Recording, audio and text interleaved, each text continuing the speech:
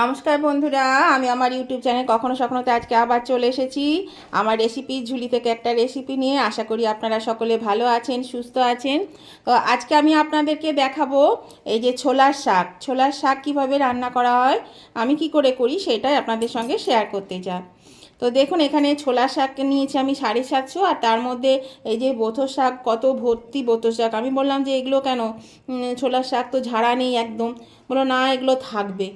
তো দেখুন এখানে কত বলছে, এগুলো সবাই মিশিয়ে খায়, পছন্দ করে, সেই জন্য বেথর শাক আর ছোলার শাক মেশানো রয়েছে। তা মানে ঠিক আছে, তাই দাও। এর আগে আমি ছোলার শাকগুলো খেয়েছি একদম ঝাড়া, শুধু ছোলার শাক, এর সঙ্গে মেশানো থাকতো না। এখন আবার দেখছি সব মেশানো। তো দেখুন এগুলো তো বাছতে হবে, এরকম সব ডাঁটিগুলো তো খাওয়া যায় না, এগুলো সব বাছতে হবে। তো এবার আমি কি করে বাছবো সেটাই আমি আপনাদের সঙ্গে শেয়ার করছি। দেখুন একটু সহজ পদ্ধতিতে কি করে বাছা যায় সেটাই আপনাদেরকে দেখাচ্ছি। এই দেখুন বন্ধুরা, আমরা তো ছোলার শাক এইভাবে ছাড়িয়ে ছাড়িয়ে নিই পাতাগুলোকে, এরকমভাবে। এই যে এগুলো তো পরিষ্কার একদম, শুধু পাতাগুলো নেওয়া যায় না, যতটা সম্ভব ডাঁটিগুলো ফেলে দিতে হয়, এইরকমভাবে নিই। আর একটা আমি সহজ পদ্ধতিতে দেখাচ্ছি। দেখুন এইরকম ফুটো ফুটো ঝুড়ি নেবে, এই ঝুড়ির মধ্যে এই শাকের এই ডাঁটিটা আমি এখানে ভরে দিলাম, পেছন দিক থেকে আমি এইভাবে টেনে দিলাম। দেখুন এগুলো ছাড়ানো হয়ে গেল। একটু যখন বড় বড় ডাঁটি থাকবে, এটা যেমন বড় বেরিয়ে গেছে, এইরকম ডাঁটি থাকলে এগুলো ফেলে দেবেন। আমি আরেকবার দেখিয়ে দিচ্ছি। এই যে এরকম শাকটা নেব, শাকটা নিয়ে এই ডাঁটিটা এখানে ভরে দেবো। এটা মোটা ডাঁটি আছে, এটা ঢুকছে না, মোটা ডাঁটি আছে, ওটা নিয়ে বাছতে হবে। এই যে এটা নিলাম, এখানে ভরে দিলাম। এই দেখুন এইভাবে, এটা কিন্তু খুব সহজে তাড়াতাড়ি হয়ে যায়। আর যখন দেখবেন একটু বেশি মোটা বা বড় ডাঁটি পড়ে গেছে, তখন এগুলো এইভাবে ছাড়িয়ে ফেলে দিতে হবে। তাহলে এটা কিন্তু খুব তাড়াতাড়ি হয়ে যায়। এইভাবে যদি আমরা শাকটা বাছি, তাহলে কিন্তু খুব তাড়াতাড়ি শাক বাছা হয়ে যাবে। এই দেখুন, এই যে। তাহলে চলুন আমি শাকটা পুরো বেছে নিই, তারপর আবার আমি দেখাচ্ছি।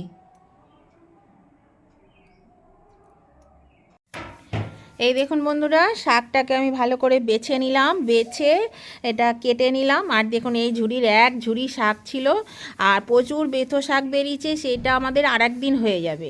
আর বাকি শাকটা এই যে ভালো করে বেছে টেছে আমি কেটে নিয়েছি। অনেকে কিন্তু ছোলার শাক কাটেন না, কিন্তু দেখুন এর মধ্যে একটু আধটু ডাঁটিগুলো চলে যায় বলে, তাও এই দেখুন এই ডাঁটিগুলো সব ধরা যায় না, এরকম ছোটো ছোটো ছোটো ছোটো ডাঁটি থেকেই যায়। তো সেই জন্য এটা একটু আমি কেটে নিই। অনেকে কিন্তু ছোলার শাক কাটে না, মানে বেছে ধুয়ে রান্না করেন। তো আমি এটা একটু কেটে নিই। আর এই দেখুন এখানে কত নোংরা বেরিয়েছে, ডাঁটিগুলো সব বেরিয়েছে, এই যে ডাঁটি, গাদা ডাঁটি, নোংরা সব এখানে। আর প্রচুর বেথর শাক হয়েছে, ওটা আর একদিন হয়ে যাবে। তাহলে এবার শাকটাকে ভালো করে ধোবো, ধুয়ে এটাকে রান্না করব। এই দেখুন বন্ধুরা, আমি শাকটাকে ভালো করে ধুয়ে এই যে কেটে নিয়েছি, দেখেছেন, কেটে নিয়ে একটু ধুয়ে নিয়েছি, ভালো করে পরিষ্কার করে ধুয়ে জলটা ঝরিয়ে নিয়েছি। এই দেখুন। আর এই শাকটা আমি কি দিয়ে রান্না করব সেটা আপনাদের দেখায়। এখানে এই দেখুন বেগুনকে আমি ডুমু ডুমু করে কেটে নিয়েছি, এই যে এরকম করে বেগুন কেটে নিয়েছি একটা, একটু মাঝারি, মানে খুব বড় না আবার ছোটও না। আর একটা মাঝারি সাইজের আলুকে কেটে নিয়েছি এরকম করে, একটু পাতলা পাতলা করে, এই যে এরকম পাতলা পাতলা করে একটা আলুকে পুরো কেটে নিয়েছি। আর এখানে দেখুন দুটো লঙ্কাকে আমি ফাটিয়ে নিয়েছি। আর এখানে কড়াতে তেল দিয়ে দিয়েছি, এর মধ্যে প্রথমেই আমি বেগুনটা ভেজে নেব। তাই জন্য আমি বেগুনটা, দেখুন তেল গরম হয়ে গেছে, আমি বেগুনটা ভেজে নিই। বেগুনের মধ্যে সামান্য একটু হলুদ দিয়ে দিচ্ছি, অল্প একটু হলুদ, বেশি দেব না। আর একটু নুন দিয়ে দিচ্ছি, দিয়ে এটা আমি নেড়ে চেড়ে ভেজে নেব।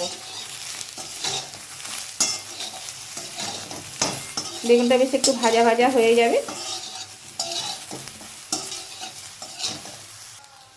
এই দেখুন বন্ধুরা, এটা ভাজা হয়ে গেছে, আমি এবার এটা তুলে নেব। বেগুনটা আমি ভেজে নিলাম, তুলে নিচ্ছি। এই দেখুন বন্ধুরা, কড়াতে আবার তেল দিয়ে দিয়েছি, এই যে বেগুনটা তুলে নিয়েছি, দিয়ে এই কড়াতে তেল দিয়ে দিয়েছি। তেলে আমি এবার, তেলটা গরম হয়ে গেছে, এই বড়িটা আপনাদের যখন দেখানো হয়নি, বড়িটা আমি ভেজে নেব। আর বড়িটা তাহলে ভেজে নিই, বড়িটা একটু লালচে করে ভেজে নেব, দিয়ে তুলে নিয়ে তারপর আমি দেখাচ্ছি আপনার। এই দেখুন বন্ধুরা, বড়িটাও ভেজে তুলে নিলাম। এবার আমি কড়াইয়ের মধ্যে দিয়ে দেব ফোড়ন। ফোড়ন এই যে তেজপাতা 1 টুকরো, 2 টুকরো শুকনো লঙ্কা আর একটু 5 ফোড়ন, 1/2 চামচ 5 ফোড়ন দিয়ে দিয়েছি। এবার আমি এর মধ্যে দিয়ে দিচ্ছি আলুটা। এই আলুটা আমি দিয়ে দিচ্ছি। এদিকে গাড়ির আওয়াজ আসছে বন্ধুরা, কিছু মনে করবেন না, বাইরে রাস্তায় গাড়ি যাচ্ছে, সেই আওয়াজ আসছে। একটু এর মধ্যে দিয়ে দিলাম নুন আর একটু হলুদ। এবার আমি আলুটাকে ভেজে নেব আর সেদ্ধ করার জন্য একটু ঢাকা দিয়ে দিচ্ছি। একটু নেড়ে নিলাম, এবার আমি একটু ঢাকা দিয়ে দেব। এরকম বন্ধুরা আমি ঢাকাটা খুলে দিলাম।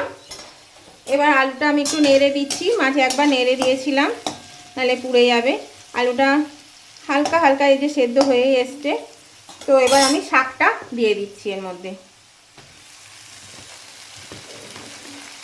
সব শাকটা তুলে আমি দিয়ে দিচ্ছি।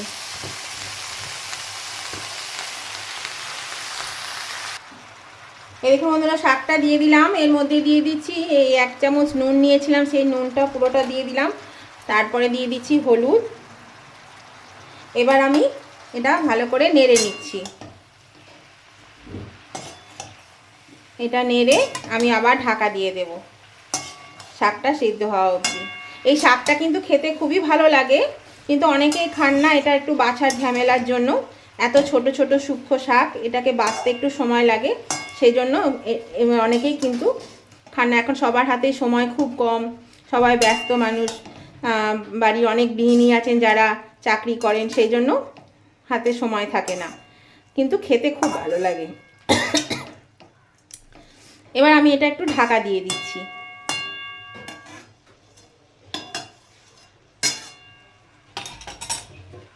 মিনিট 7-এর জন্য ঢাকা দিয়ে দিচ্ছি। এই দেখুন বন্ধুরা, আমি 8-10 মিনিট পরে ঢাকাটা খুলে দিলাম। এবার দেখুন শাকটা কেমন সুন্দর সেদ্ধ হয়ে গেছে। এই যে সেদ্ধ হয়ে গেছে। আমি এবার আঁচটা একটু বাড়িয়ে দিলাম, আঁচটা কমানো ছিল। আর এই দেখুন এখানে আমি এই যে বড়িটাকে একটু গুঁড়ো করে নিয়েছি, হাতে করে চেপে চেপে একটু গুঁড়ো করে নিয়েছি, নাহলে গোটা গোটাও দিতে পারেন, আমি একটু গুঁড়ো করে নিয়েছি। আর বেগুনটা, এই দুটো আমি দিয়ে দিচ্ছি এর মধ্যে। দিয়ে দিচ্ছি আর একটু প্রয়োজন মতো নুন, দিয়ে দিলাম একটু স্বাদ অনুযায়ী চিনি, 1/2 চামচ মতো একটু চিনি লাগবে, চিনি দিলে খেতে ভালো লাগে। আর একটু হলুদ, হলুদ কম হয়েছে, হলুদ দিয়ে দিলাম, হলুদ দিয়ে দিলাম। আর এই যে কাঁচা লঙ্কাটা। এবার আমি এটা নেড়ে চেড়ে নেব ভালো করে। এইভাবে অবশ্যই কিন্তু রান্না করবেন, এই শাকটা কিন্তু খেতে খুবই ভালো লাগে। যদি না খেয়ে থাকেন তাহলে কিন্তু একবার খেয়ে দেখুন, আমার মনে হয় ভালো লাগবে।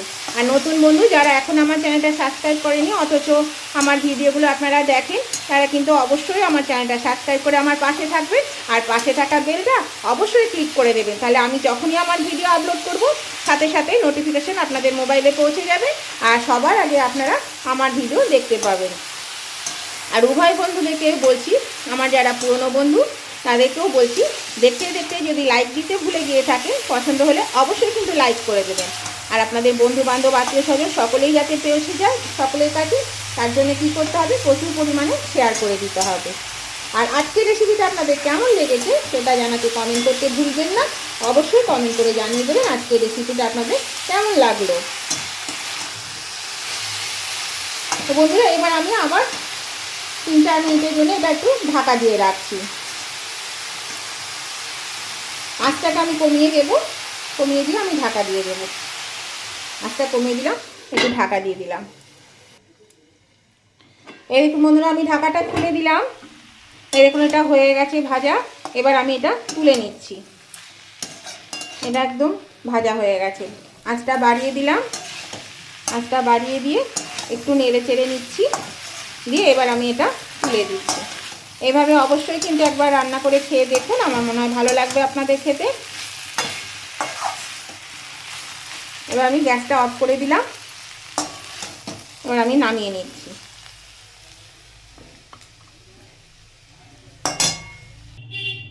এই দেখুন বন্ধুরা, শাকটা আমি নামিয়ে নিয়েছি আর শাকটা খুব সুন্দর সেদ্ধ হয়ে গেছে, বেশ কাদা কাদা হয়ে গেছে, দেখুন খুব সুন্দর সেদ্ধ হয়ে গেছে, একদম দারুণ সেদ্ধ হয়ে গেছে। তো এইভাবে অবশ্যই কিন্তু একবার রান্না করে দেখুন, ভালো লাগবে খেতে। আর এই রেসিপিটা যদি আপনাদের ভালো লেগে থাকে তাহলে উভয় বন্ধুদেরকেই বলছি অবশ্যই কিন্তু লাইক শেয়ার কমেন্ট করতে ভুলবেন না। দেখতে দেখতে লাইক দিতে ভুলে গেলে অবশ্যই টুক করে লাইকটা করে দেবেন। আর কেমন লেগেছে সেটা জানাতে কমেন্ট করতে একদম ভুলবেন না। আমি আপনাদের জন্য আবার নতুন ধরনের ভিডিও নিয়ে চলে আসবো। আজকের মতন আমি ভিডিওটা এখানেই শেষ করলাম। Tata, bye bye.